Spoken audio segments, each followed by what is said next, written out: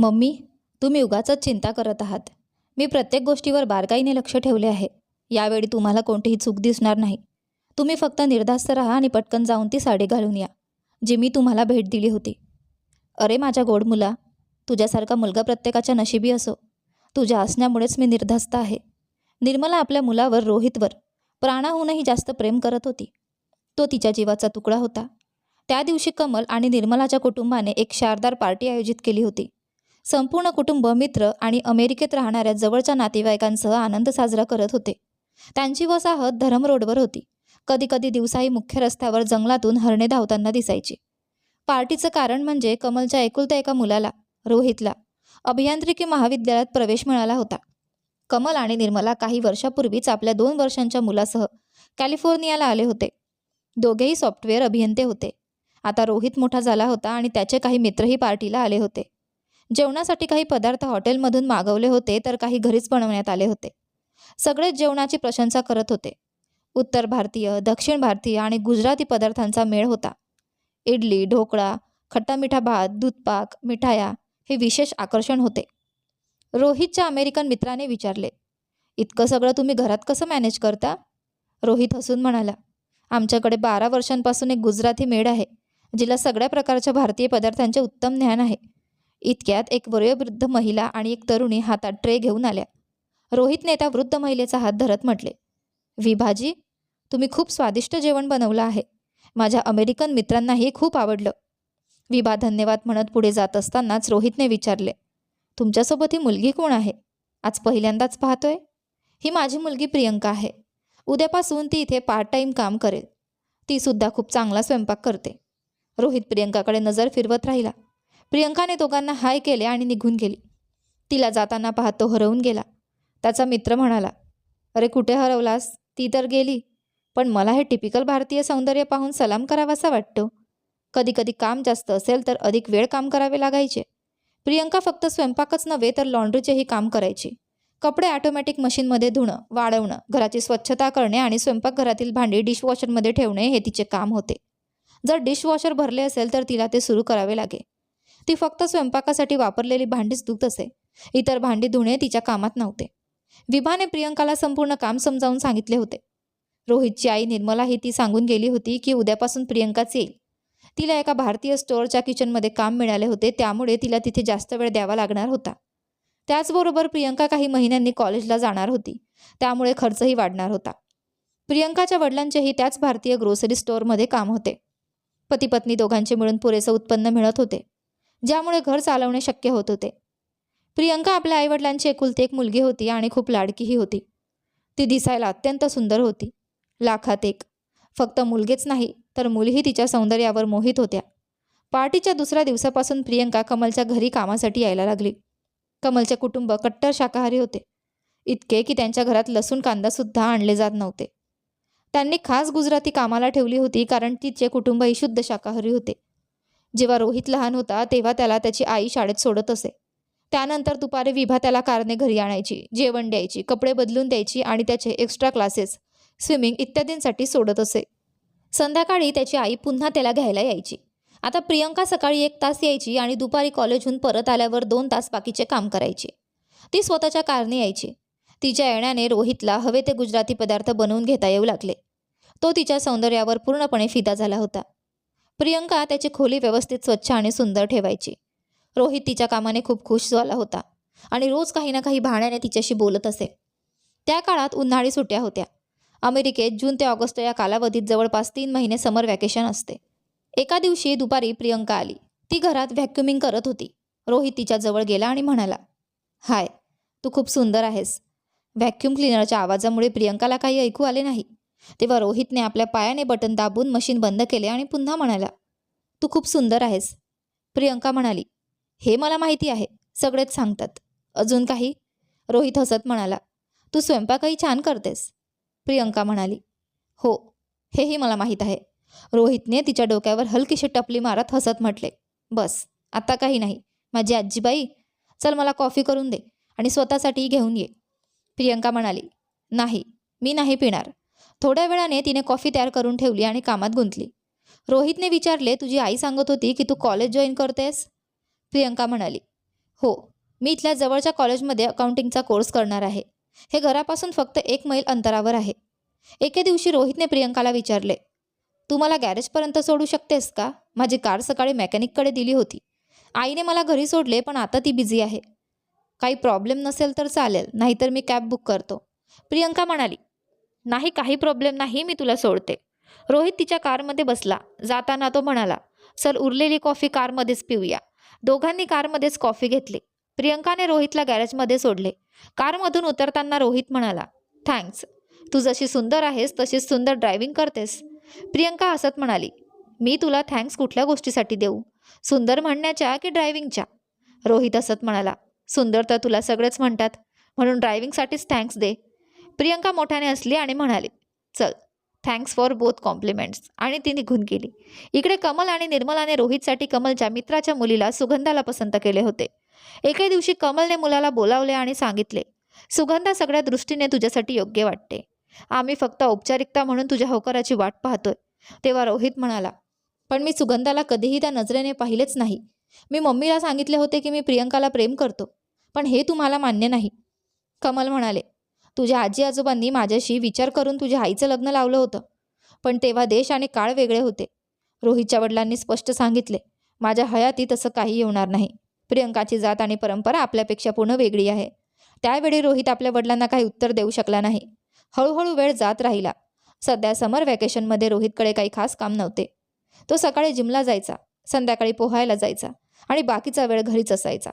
रोजच्या 3 तासांच्या वेळात फक्त रोहित आणि प्रियंका एकत्र असायचे. रोहितच्या मनात प्रियंकाबद्दल प्रेमाची भावना निर्माण झाली होती, पण अजून तो तिला काही बोलू शकला नव्हता. त्याला माहिती होते की अमेरिकेत सहमतीशिवाय कोणालाही त्रास देणे किंवा छेडछाड करणे म्हणजे तुरुंगात जाणे इतके गंभीर आहे. कोणत्याही प्रकारच्या अप्रिय घटनेत इथे फक्त फोन केला तरी काही मिनिटातच पोलीस हजर होतात. जरी तुम्ही पत्ता दिला नाही तरी पोलीस कॉल ट्रॅक करून तुमच्या ठिकाणी पोहोचू शकतात. एका दिवशी रोहितने प्रियंकाला विचारले, तू तुझा फोन नंबर देऊ शकतेस का? कधी काही महत्त्वाचे काम असेल तर बोलण्यासाठी. प्रियंका हसून म्हणाली, अरे तुमच्याकडे आधीच मम्मीचा नंबर आहे ना. रोहित म्हणाला, हो, पण जर मला तुझ्याशीच बोलायची असेल तर? प्रियंका त्याच्याकडे पाहत म्हणाली, कोणती गोष्ट आहे अशी जी तुम्ही मम्मीला सांगू शकत नाही? तेव्हा रोहितने सहजपणे उत्तर दिले, प्रेमाच्या गोष्टी. अचानक रोहितच्या मनातल्या भावना त्याच्या ओठांवर आल्या होत्या. काही क्षण दोघेही एकमेकांकडे निशब्द पाहत राहिले. मग प्रियंका हलकीशी हसली, पण रोहित गंभीर होता. तो म्हणाला, या स्मित हास्याचा मी काय अर्थ लावू? प्रियंका काही बोलली नाही, पण तिच्या चेहऱ्यावर तीच हलकीशी लाजरी हसू होती. रोहितने तिचा हात धरत विचारले, आता माझ्या कॉलेजला जायला फक्त 1 महिना उरला आहे. गेले 2 महिने आपण दररोज 2-3 तास एकत्र घालवलेत. तुला अजिबात जाणवले नाही का की मी तुझ्यावर प्रेम करू लागलो आहे? सत्य सांग. प्रियंकाने शांतता तोडत उत्तर दिले, रोहित, तुम्हाला माहिती आहे का, पत्नी आपल्या पतीला सूक्ष्मदर्शकाने मायक्रोस्कोपने जसे तपासते तसेच प्रेयसी आपल्या प्रियकराला दुर्बिणीने टेलिस्कोपने पाहते. रोहित हसत म्हणाला, म्हणजे इतकी छान ओळख आहे तुला? तर सांग, तू माझ्यात काय पाहिलेस? प्रियंका लाजत म्हणाली, एक खरा प्रियकर. आणि तिने आपल्या हाताने चेहरा झाकला. रोहितने तिच्या हातांवरून चेहरा बाजूला करत हसत विचारले, चंद्रासारखा सुंदर चेहरा, का लाजलीस? मग तो म्हणाला, उद्या सकाळी तुझे माझे कॉलेज दाखवायला नेतो, येशील ना? प्रियंका म्हणाली, कुठे जायचंय? मम्मीला काय सांगू? रोहित हसत म्हणाला, तू अमेरिकन आहेस, अडल्ट आहेस, 4-5 तासांचीच तर गोष्ट आहे, आणि हवं असेल तर मीच तुझ्या आईशी बोलतो. प्रियंका पटकन म्हणाली, नाही, तू काहीही बोलायचे नाहीस, मी स्वतः मॅनेज करेन. त्या दिवशी रोहितने तिचा फोन नंबर घेतला. पुढच्या दिवशी रोहित आणि प्रियंका सकाळी निघाले. जवळपास 40 मिनिटांचा ड्राईव्ह होता. वाटेत एक सुंदर डोंगर होता. त्याच्या सभोवतालचे दृश्य खूप मनमोहक होते. रोहितच्या कॉलेजच्या आसपासही निसर्गरम्य दृश्य होती. कॉलेज फिरून झाल्यानंतर रोहितने तिला त्याचा एक बेडरूमचा अपार्टमेंट दाखवला, जिथे तो राहून अभ्यास करायचा. त्यानंतर रोहित आणि प्रियंका सांताक्रूझ समुद्रकिनारी गेले. काही वेळ तिथे घालवल्यानंतर ते फ्रीमांटला परत येत होते. रस्त्यात रोहितने विचारले, तूही मला प्रेम करतेस ना? मग आधी का नाही सांगितलंस? प्रियंका हसून म्हणाली, पहल नेहमी मुलांनीच करावी, आणि जरी आपण अमेरिकन नागरिक असलो तरी आपल्या रक्तात भारतीय संस्कृती आहे. पण सर्वात महत्त्वाचं म्हणजे सध्या आपल्या दोघांचं शिक्षण सर्वाधिक आवश्यक आहे. आत्तापर्यंत आपल्याविषयी कोणालाही काहीच माहिती नाही, आणि सध्या तरी तसंच राहिलेलं चांगले. शिक्षण पूर्ण होईपर्यंत आपण फक्त चांगले मित्र राहू. रोहित हसत म्हणाला, तू बरोबर म्हणालीस, पण तुझ्या बोलण्यात प्रेयसीपेक्षा आईचा उपदेश जास्त जाणवला. प्रियंका फक्त हसली. दोघे फ्रीमांटला परत आले. आता ते नियमितपणे भेटू लागले. सुगंधाचा प्रवेश. एका दिवशी रोहितच्या आईने त्याला विचारले, सुगंधा कशी वाटते तुला? रोहित म्हणाला. ठीक आहे. आई म्हणाली. तिच्या आईवडिलांनी तुझ्या लग्नाविषयी बोलायला सुरुवात केली आहे. रोहित आश्चर्यचकित झाला. नाही ग आई, ती फक्त माझी मैत्रीण आहे आणि त्यापेक्षा मी काहीच विचार करत नाही. तूही या विषयावर काही बोलू नकोस. आई गंभीर होत म्हणाली. मला माहीत आहे प्रियंका आणि तुझ्यात काहीतरी सुरू आहे, पण लक्षात ठेव, तुझे बाबा कधीही हे नाते मान्य करणार नाहीत आणि मीही नाही. मी जरी मनावर दगड ठेवून हो म्हणाले तरी तुझे बाबा कधीच तयार होणार नाहीत. त्यावर रोहित उत्तरला. माझ्या आयुष्याचा निर्णय मीच घेईन, पण बाबांना पटवण्याची जबाबदारी ही माझीच असेल. आईने काही उत्तर दिले नाही, पण तिने ही गोष्ट आपल्या नवऱ्याला सांगितली. रोहितच्या वडिलांनी ठाम शब्दात सांगितले, माझ्या जिवंतपणी दुसऱ्या जातीत लग्न होणार नाही. रोहितला व्यवस्थित समजावून सांग. पुढच्या आठवड्यापासून सुगंधाला आपल्या घरी बोलवूया. काही दिवस दोघं एकत्र राहिले की कदाचित काही बदल होईल. सुगंधाची खेळी. सुगंधा ही रोहितवर प्रभाव टाकायचा प्रयत्न करत होती. काही दिवसांनी ती सुट्टीसाठी रोहितच्या घरी राहायला आली. तिथे आल्यावर ती प्रियंकाला भेटली. प्रियंकाच्या सौंदर्याने तीही थक्क झाली होती. रोहितच्या आई निर्मलाने सुगंधाला सांगितले की आता रोहितच्या सगळ्या गोष्टींची जबाबदारी तुझी. प्रियंकाने रोहितच्या खोलीत जाऊ नये.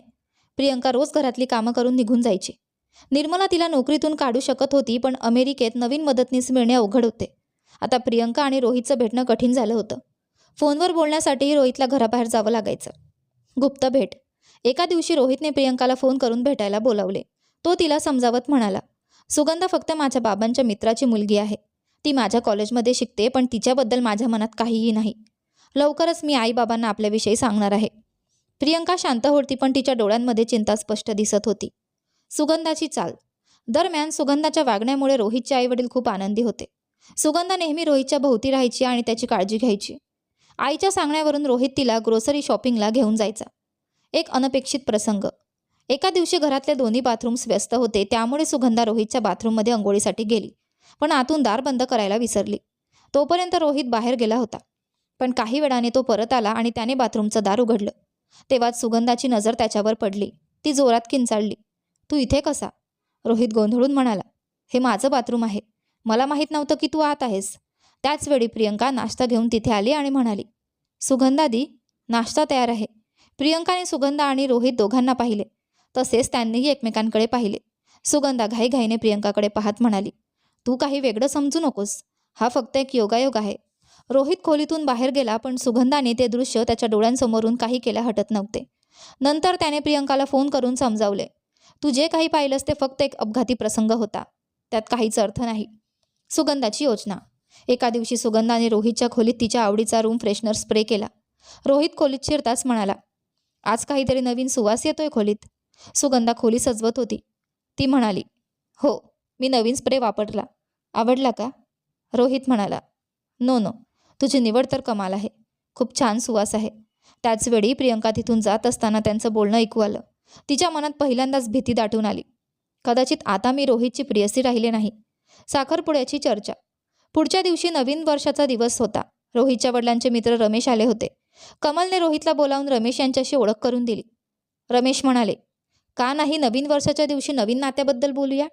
आम्हाला आणि सुगंधालाही रोहित खूप आवडतो. तुमचं काय मत आहे? कमल म्हणाले, आम्हालाही सुगंधा खूप आवडली. रोहितशी एकदा बोलून साखरपुड्याची तारीख ठरवूया. त्याचवेळी प्रियंका नाश्ता घेऊन आली आणि बोलणं ऐकून तिच्या मनात वीज चमकून गेली.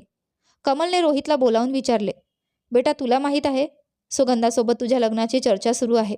तुझं मत काय? रोहित म्हणाला, मला थोडा वेळ हवा आहे.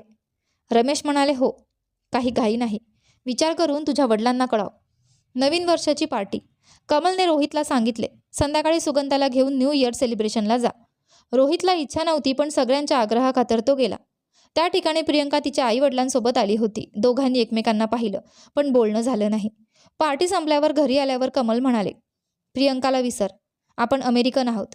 इथे कर्म हेच धर्म आहे. प्रियंकाचं कुटुंब हिंदूच आहे, पण सुगंधा एकुलती एक मुलगी आहे.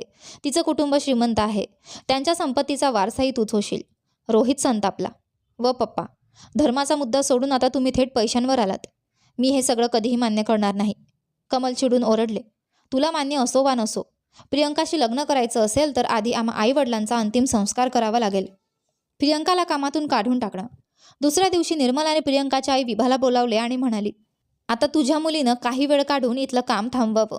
विभा म्हणाली, अडचणीच्या वेळी तुम्ही आम्हाला काम दिलं, त्यामुळे मी पूर्ण काम करू शकत नाही. पण काही आवश्यक काम करू शकेन. प्रियंका आणि रोहितमध्ये आता भेटणंही कठीण झालं होतं. एके दिवशी रोहितने प्रियंकाला भेटायला बोलावलं आणि म्हणाला, माझ्या आई वडिलांच्या जिवंतपणी मी तुझ्याशी लग्न करू शकत नाही, पण मी तुला गमावू इच्छित नाही.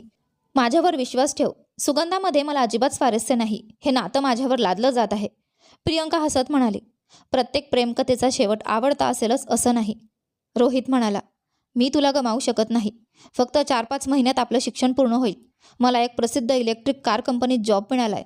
आपण यानंतर काहीतरी करू शकतो. रोहित म्हणाला, माझं मन विद्रोह करून तुझ्यासोबत संसार थाटण्याची इच्छा करते. काय तू तयार आहेस? प्रियंका म्हणाली, कधीच नाही. आपण दोघांपैकी कोणालाही आपल्या कुटुंबाकडून प्रेम किंवा सन्मान मिळणार नाही. ना मला ना तुला. आणि तू पुरुष आहेस, श्रीमंतही आहेस. त्यामुळे धैर्याने उभा राहू शकतोस. पण मी काय करू? माझ्या आईने मोलमजुरी करून आम्हाला मोठं केलं आहे. त्यांच्या काही अपेक्षा असतीलच, नाही का? आणि आपण दोघेही आपल्या कुटुंबाचे एकुलते एक आहोत. मी आईच्या अपेक्षा पूर्ण करू शकत नाही, भले त्यासाठी माझ्या प्रेमाची आहुती द्यावी लागली तरीही. रोहित म्हणाला, हो, तुझ्या आईवडिलांनी संघर्ष केला आहे आणि त्याचा सन्मान व्हायलाच हवा. पण माझे आईवडील केवळ जुन्या विचारसरणीचे आहेत. त्यांना समाजाच्या रूढींचं ओझं व्हायचं आहे. प्रियंका म्हणाली, कसेही असले तरी ते आपले जन्मदाता आहेत. प्रेमात जिंकणं हेच आपलं अंतिम ध्येय असायला नको. जर माझं काही गमावणं कुणाला आनंद देत असेल तर मला त्यात दुप्पट समाधान आहे. रोहितने तिचा हात हातात घेतला आणि म्हणाला, तू आता उपदेश देऊ लागलीस. मी तर फक्त एवढंच वाटत होतं की तुझा हात कधीही सोडू नये. प्रियंका म्हणाली, आपल्या कुटुंबाची प्रतिष्ठा टिकवण्यासाठी काही गोष्टींचा त्याग करावा लागतो. धक्कादायक आहे की अमेरिकेत इतकी वर्ष राहूनही आपण जुन्या विचारसरणीत अडकलो आहोत. आशा आहे की आपल्या नंतरच्या पिढ्यांना अशी परिस्थिती कधीही अनुभवावी लागणार नाही. थोडा वेळ दोघं शांत राहिले. नंतर प्रियंका म्हणाली, एक खुशखबर आहे. माझी ही प्लेसमेंट अकाउंट डिपार्टमेंटमध्ये झाली आहे. थोडं हसत ती पुढे म्हणाली, कधी काळी मी तुझी प्रेयसी होते. तुझी पत्नी होण्याची स्वप्न पाहिली होती. पण मी कधीच हे ऐकू इच्छित नाही की मी कोणाचा एकुलता एक मुलगा त्याच्यापासून हिरावून घेतला.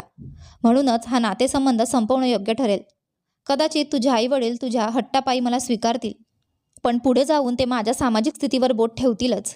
आणि मी कधीच हे नको की आपलं नातं एका खोट्या पायावर उभं राहावं. म्हणून मी हात जोडून विनंती करते, कृपया मला विसरून जा आणि आपल्या जीवनात पुढे जा. मी तुझी मैत्रीण म्हणून कायम तुझ्यासोबत राहू शकते. हेच माझ्यासाठी समाधान देणारं असेल. प्रियंकाच्या या शब्दांना रोहित उत्तर देऊ शकला नाही. तो शांतपणे उठून निघून गेला. कदाचित प्रियंका म्हणत होती तेच योग्य होतं, यात त्यानेही सहमती दर्शवली होती.